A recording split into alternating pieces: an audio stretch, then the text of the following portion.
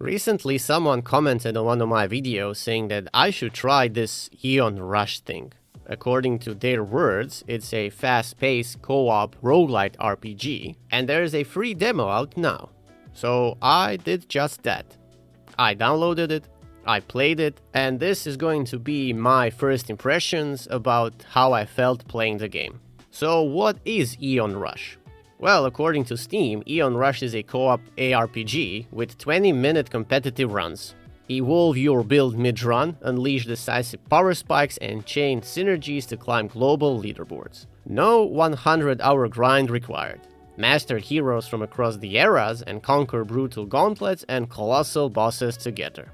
From what I can tell initially, Eon Rush mixes ideas from several genres. You have Diablo-style ARPG combat, MOBA-like heroes with unique abilities, roguelite runs lasting about 15 to 20 minutes, 1 to 4 player co-op, PvE with optional PvP segments, and heavy emphasis on ability combinations rather than loot grinding.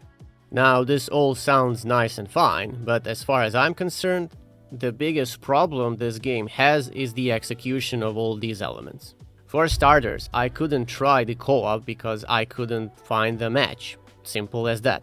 I waited around 5 to 10 minutes to be matched with people, but apparently that's never gonna happen. I don't know if this is a problem because it's still a demo. Maybe this particular feature isn't unlocked yet or operational, but as first impressions go, this is already a problem. Next element that I'm gonna talk about is this so-called Diablo-style ARPG combat. Now, I play Diablo games, especially Diablo 3 and now Diablo 4, to no end. And as far as I'm concerned, this isn't a Diablo-style ARPG combat. First problem with this is the weird input scheme. For some strange reason, your basic attack and movement are two separate buttons. You attack with left mouse button while you move with the right mouse button. To me, more intuitive system would be that you attack and move with the same button. Because what happens is there is this delay between you attacking and closing the distance between you and your target. It feels very fucking awkward. You first need to get to your target with one button, and then when you are nearby, you attack with the other. To me, like I said, this is very counterintuitive and contributes to overall jankiness of the game. And speaking about jankiness, there is plenty of it in the game. Stuff doesn't feel fluid. There are these weird delays when you're trying to use your abilities. And overall, I think the game is very slow compared to what it claims it wants to be. Now, don't get me wrong, Diablo 4, for example, isn't the fastest game there ever is, but compared to this, it's basically light speed fast, no question about that. So I suppose the biggest problems with combat at the moment are sluggishness, weird input scheme, and overall jank, which for some reason I cannot properly describe. You need to play the game in order to see it, but again, there is footage that I recorded, so maybe you can see what I'm talking about. When it comes to MOBA-like heroes, at the moment you have 4 of them. They usually cover certain archetypes, whether it be this woman that's basically Jaina from Heroes of the Storm.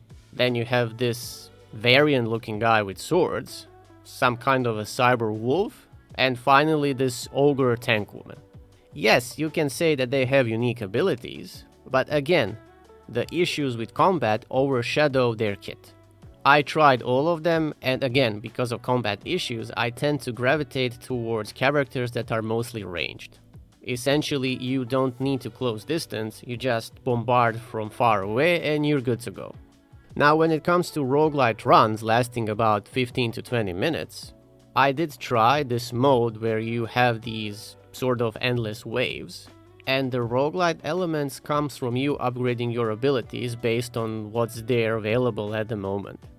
Is it an interesting system? Well, you can say it is. That's basically what roguelite is all about, you never know what you're gonna get. But when you get a certain upgrade that kinda evolves your kit, then it feels really amazing. Also, for those of you who are interested how the game looks like, well, tough luck. I don't really give a shit about how these games look. As far as it looks decent enough, I'm okay. I would say nothing breathtaking, nothing special, it's basically serviceable. if the looks are the main thing for this type of game for you, well, you're never gonna play it. It's as simple as that. And that's why I usually ignore the graphical segment and mostly focus on what you are actually gonna do for the most time, and that's basically combat. Now again, I couldn't play with people, so I cannot really tell you about the PvE aspects with optional PvP and the co-op setting, as well as this heavy emphasis on ability combinations. I know, game is still in a relatively young stage, maybe later they are going to fix it, or rather make PvE and co-op available, but for now, for me, this element of the game is going to be a mystery. Also, before I forget, this game has the item section where you can equip certain items to your characters based on the currency that you earned while playing the game. For example, you can get this item called Stone Guards, which gives you plus 15 max health and plus 7 damage reduction. So I reckon these are the fixed modifiers that you can equip that can help you later on, as opposed to having everything being roguelite to begin with. On top of that, you have these Guardian abilities, which are fixed abilities that you can equip on your character. For example, this Haste ability, which increases movement speed temporarily, or healing, or whatever there is, which is basically another layer of fixed customization that you can apply to your character. In the end, I could say, based on the first impressions that I had with this game, is that I would definitely not recommend playing this, at least in that state. The biggest problems for me are combat and input scheme, which you cannot really change to accommodate your playstyle. And since that's the most interaction that I will ever have with the game, it's safe to say that I will not play this. I don't feel comfortable playing it. I think certain design decisions make absolutely no sense whatsoever. And overall, in the present state of the game, which is version 0.35.26, I don't think this game is worth your time. If you want a better MOBA, you can always play Heroes of the Storm, which is for free. And if you want an ARPG experience, well, you can choose from free options like Path of Exile. Or you can go and jump into Diablo 4. Or even better, you can try Last Epoch. It all depends how much complexity do you want in your ARPG game. And that's basically it. That's my first impressions for Eon Rush. Interesting ideas, interesting concepts, but very bad execution. Who knows, maybe it will become better in the future, but right now, it's a hard pass for me. But enough about me. I wanna hear what you think about Eon Rush. Have you played the game, and do you agree with what I just said? Post your comments down below so I can see what you think about this whole situation. And if you enjoyed the video, don't forget to like, subscribe, all that good stuff. And that's it from me, until the next one.